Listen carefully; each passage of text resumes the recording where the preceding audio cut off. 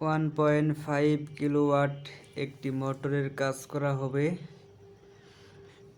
প্রথমে আমরা মোটরটি পরিষ্কার করে ফাইবার ঢুকিয়ে নিলাম, তারপর কয়েল করব। 21 নং তার দিয়ে কয়েল করা হচ্ছে। প্রত্যেকটি কয়েলে টান দেওয়া হচ্ছে 65 টান করে। একদম অরিজিনাল তামা ব্যবহার করা হচ্ছে। এগুলা লুডের মোটর যেহেতু, তাই আমরা ভালো তামা, গাজি তামা যেগুলো আছে সেগুলো ব্যবহার করি। আর একসঙ্গে 3টি করে কয়েল তৈরি করতেছি। এগুলা কিন্তু সিঙ্গেল কয়েল, 24 স্লটের মোটর, তাই 12টি সিঙ্গেল কয়েল তৈরি করতে হবে।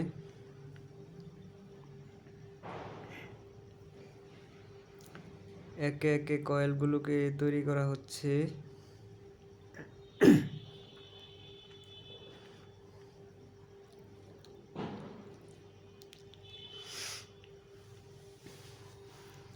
প্রত্যেকটি কয়েলে টান দেওয়া হচ্ছে 65 টান। 3টি কয়েল আমার তৈরি করা শেষ। এখন এই কয়েলগুলোকে ফর্মা থেকে খুলে ফেলবো।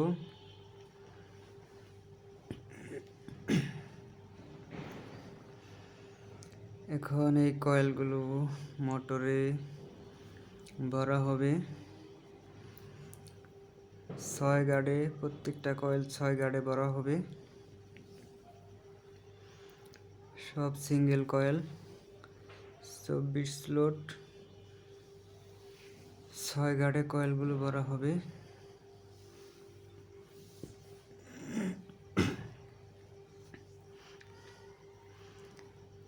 এটা ক্রেনের সাইড মোটর হিসেবে ব্যবহার করা হয়।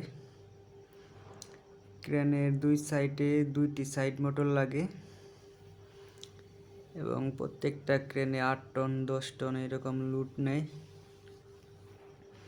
তাই এই মোটরগুলো খুব সূক্ষ্মভাবে বাছাই করতে হয়। টান কম হলে কিন্তু মোটর অতি দ্রুত গরম হয়ে যাবে এবং পুড়ে যাওয়ার সম্ভাবনা থাকে বেশি। তাই মোটরের কয়েলের তারের টানগুলো ঠিকঠাকভাবে খুব সাবধানে দিতে হবে। প্রত্যেকটা কয়েলে 65 টান করে দেওয়া হয়েছে।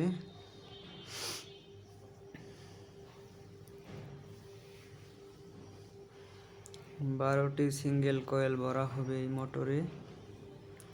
আর এই মোটরের আরপিএম 1440 আরপিএম, মানে 1 মিনিটের ভিতরে এই মোটরটি 1440 পাক দেওয়ার মতো ক্ষমতা আছে।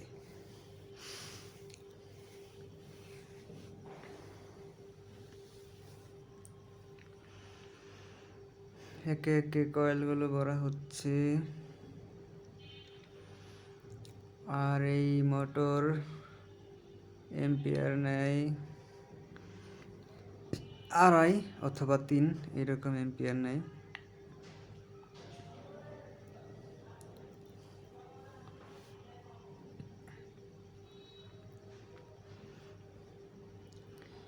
ভিডিওটি যারা দেখছেন অবশ্যই একটি লাইক দিবেন এবং একটি কমেন্ট করবেন। আর যারা আমার চ্যানেলটি সাবস্ক্রাইব করেন নাই তারা আমার চ্যানেলটি সাবস্ক্রাইব করবেন। এটি কিন্তু 10 নম্বর কয়েল। এই কয়েলটি ভরার পরে আমরা এই যে উপরে যে 2টি কয়েল দেখতে পাচ্ছেন, এই কয়েল দুটো আমরা উঠাইয়া ফেলবো এক পাশ। উঠানোর পরে নিচে এই আরও 2টি কয়েল ভরা হবে। তারপরে যে কয়েল দুইটা উঠানি হবে ওই কয়েল দুইটা আবার কিন্তু যে গার্ড থেকে উঠানো হয়েছিল ওই গার্ডে কিন্তু আবার ভরা হবে। কয়েল না উঠাইয়াও ভরা যায়, কিন্তু এইভাবে একটু কানেকশন করতে গেলে অল্প একটু সমস্যা হয়। তাই আমরা কয়েলগুলো উঠাইয়াই ভরি।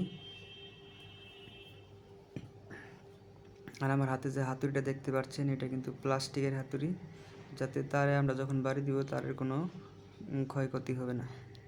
এই যে আমি কয়েল দুটো উঠাইছিলাম এবং এর নিচে দুইটি কয়েল ভরা হয়েছে। ভরার পরে আবার এই যে এই কয়েল দুটি কিন্তু আবার আগের জায়গাতেই কিন্তু ভরে দেওয়া হচ্ছে।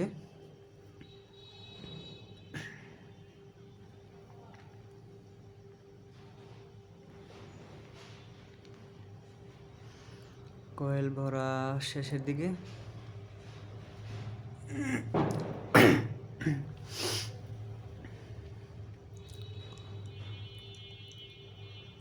কয়েল উঠাইয়া পড়তে গেলে কিন্তু কয়েলগুলো মোটামুটি জাম হয়ে যায়। আমরা একটা চিপ ঢুকিয়ে ফ্ল্যাট বার দিয়ে বাড়ি দিয়ে একটু জায়গা বের করে নিব, তারপরে কিন্তু এই কয়েলটা মোটামুটি ইজি হয়ে যাবে।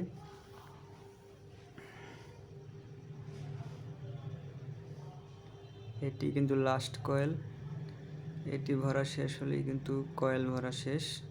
তারপরে আমরা দেব নেক্সট স্টেপে। পিছন সাইড আমরা ট্যাপ করব। সেপারেট দেওয়ার পরে আমরা পিছন সাইডটা ট্যাপ করে নিব। তারপরে চলে আসবো আমরা সামনের সাইডে। এই যে কয়েল ভরা কিন্তু শেষ।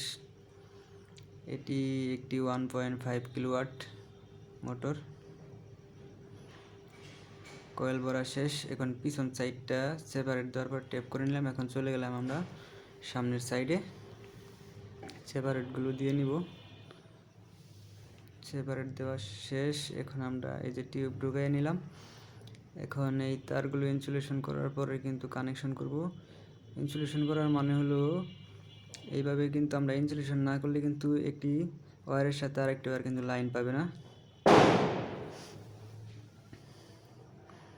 তাই আমরা ইনসুলেশন করে নিচ্ছি।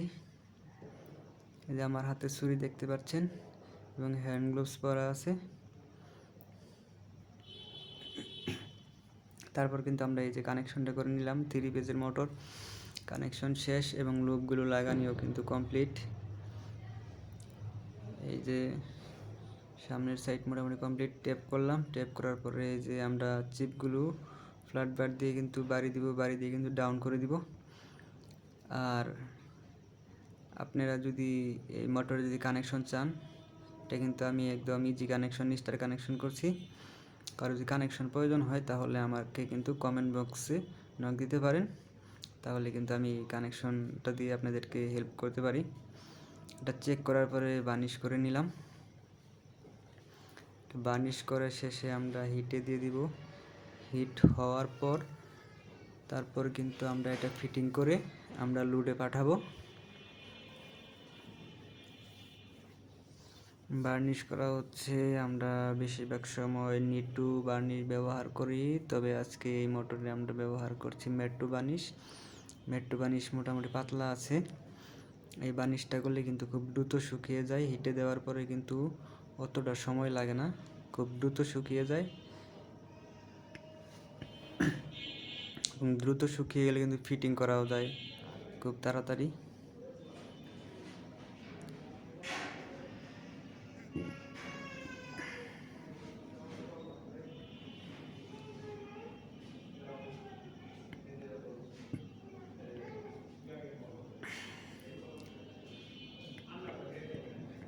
বার্নিশটা করে নিলাম।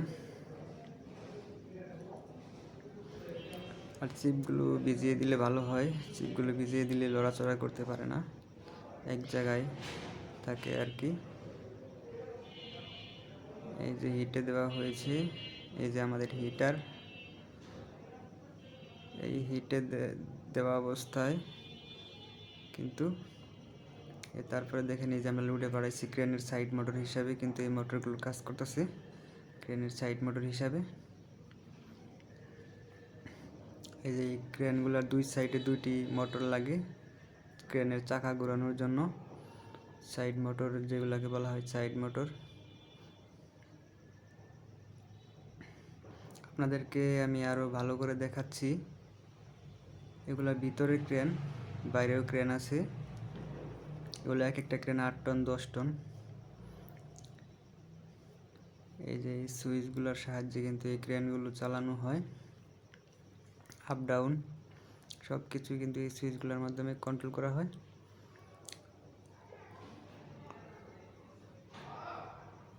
এটি আমাদের একটি পুল ফ্যাক্টরি, অনেক লোডের মোটর এখানে লাগে মোটর। আর আপনাদেরকে আমি আরও ভালোভাবে দেখাচ্ছি। এই যে দেখেন সাইড মোটর হিসাবে, কিন্তু এগুলা হলো বাইরের ক্রেন। সাইড মোটর হিসাবে যে কাজ করতেছে, ব্রেক শো আছে।